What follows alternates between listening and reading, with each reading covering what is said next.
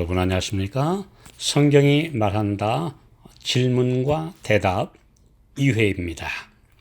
고 이병철 삼성그룹 회장이 임종 전에 신과 신앙에 관한 24가지 질문을 했는데요. 그 두 번째 질문은 신은 우주 만물의 창조주라는데 무엇으로 증명할 수 있는가? 라는 질문입니다. 이 질문에 대해서 우리 성경으로 답변을 하겠습니다. 1번 질문에 대한 답변에서 살펴본 대로 하나님께서 인류에게 자신을 숨기신 것이 아니라 인간의 타락과 죄로 인해 3차원의 낮은 차원으로 추락한 상태에 머물러 있기 때문에 우리가 그분을 배울 수 없는 것입니다. 그러나 창조주의 작품들이 온 세계에 가득하기 때문에 그분의 발자취와 손길을 느낄 수 있습니다. 이사야 40장 26절 너희는 눈을 높이 들어 누가 이 모든 것을 창조하였나 보라.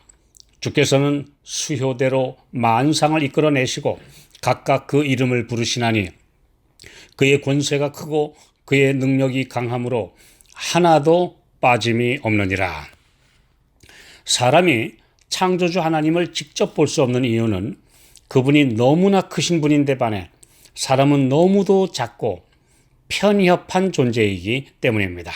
그분의 영광을 바로 보면 그 찬란한 광채로 인해 인간은 살 수 없으며 마치 개미가 사람을 보거나 분석할 수 없는 것처럼, 아니 그보다 비교도 할 수 없을 정도로 먼지 같은 존재에 불과한 인간이 신을 스스로 이해할 수는 없습니다.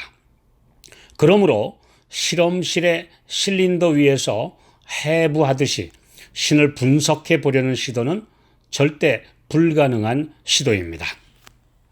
인류가 지금까지 신으로 섬겨온 많은 대상은 사실상 창조주 하나님이 아니라 그분이 만드신 작품에 불과했습니다. 천체나 동물, 인간, 이 모두는 신이 아닌 것을 섬긴 가짜일 뿐입니다. 그 외에도 인간의 상상으로 머릿속에서 창작해낸 많은 신들이 있으나 창조주 하나님에 대한 바른 개념을 가지게 되면 그것들은 다 쓸데없는 모조품에 불과한 것들입니다. 사도행전 14장 16절 17절 하나님이 지나간 세대에는 모든 족속으로 자기의 길들을 다니게 묵인하셨으나 그러나 자기를 증거하지 아니하신 것이 아니니 곧 너희에게 하늘로서 비를 내리시며 결실기를 주시는 선한 일을 하사 음식과 기쁨으로 너희 마음에 만족해 하셨느니라. 하나님이 주시는 비와 햇빛, 이슬을 먹고 받고 살아가면서 그분의 존재를 모르고 있느냐라고 이렇게 사도는 말하고 있습니다. 하나님께서 사람들에게 자신에 대해 알리시는 계시에는 자연 계시와 특별 계시가 있습니다. 자연 계시란 만물을 통해 하나님이 말씀하셨다는 의미로 천연계의 신비한 현상들, 천체들의 질서정연한 궤도 운행, 날짜와 계절의 순환 등 이 모든 것을 볼 때 보이지 않는 주관자가 계시다는 것을 증거하는 것입니다. 시편 19편 1절로 4절 하늘이 하나님의 영광을 선포하고 궁창이 그 손으로 하신 일을 나타내는도다. 언어가 없고 들리는 소리도 없으나 그 소리가 온 땅에 통하고 그 말씀이 세계 끝까지 이르도다. 그러나 자연 계시만으로는 창조주의 존재와 그분의 메시지를 희미하게 깨달을 뿐 그분을 잘 알기에는 부족합니다. 그래서 더 명확하게 창조주의 뜻과 사상을 전달해 주시기 위해 하나님께서 많은 선지자들을 통해 말씀하신 것을 기록한 성경이 곧 특별 계시입니다. 성경은 수천 년 전에 인류가 상상도 할 수 없었던 우주 세계에 대해 기록하므로 사람이 원대한 이상을 가질 수 있게 하셨습니다. 현대 천문학에서 그것이 사실이라는 것을 확인한 것은 불과 1세기 이내에 일어난 일입니다. 성경은 이토록 놀라운 하나님의 계시입니다. 보잘것없는 인간의 상식으로 성경이 말하는 그 놀라운 세계를 다 알지 못한다고 무조건 부정할 수는 없습니다.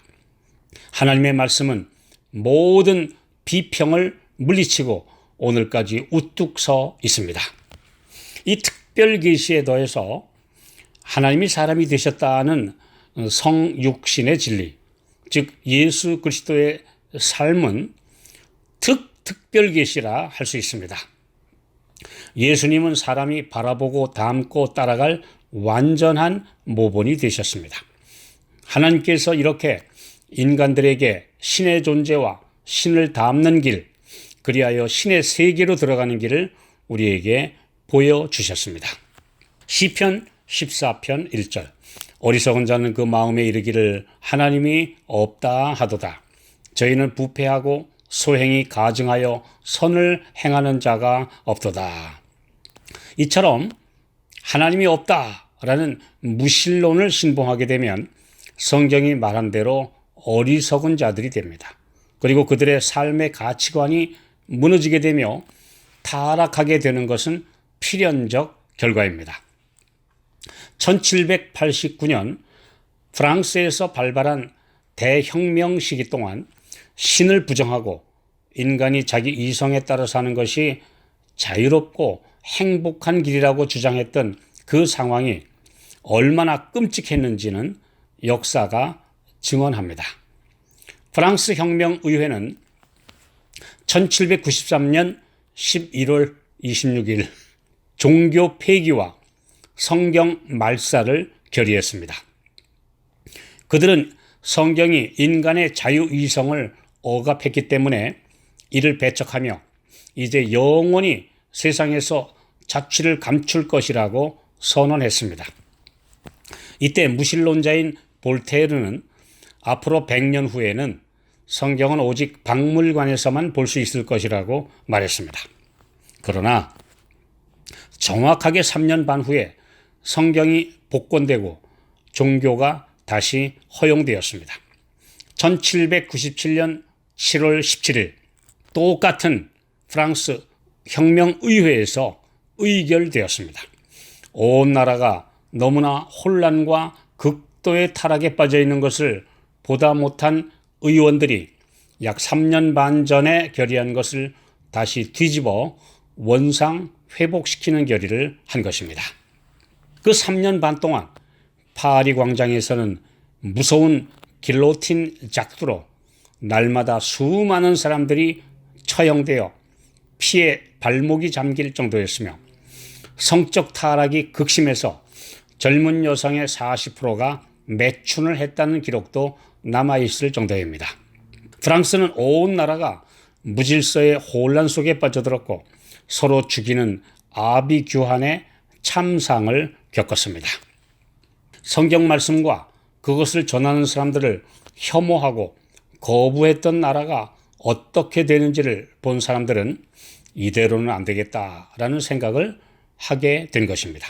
그 직후 구텐베르그의 인쇄술 발명과 함께 성서공회가 조직되어 성경을 전 세계에 보급하게 되었습니다. 사도행전 14장 15절, 너희에게 복음을 전하는 것은 이 헛된 일을 버리고 천지와 바다와 그 가운데 만유를 지으시고 살아계신 하나님께로 돌아오라 함이라. 부모를 공경함이 인륜의 기본이 되듯이 창조주를 경외하는 것은 사람 됨의 근본입니다.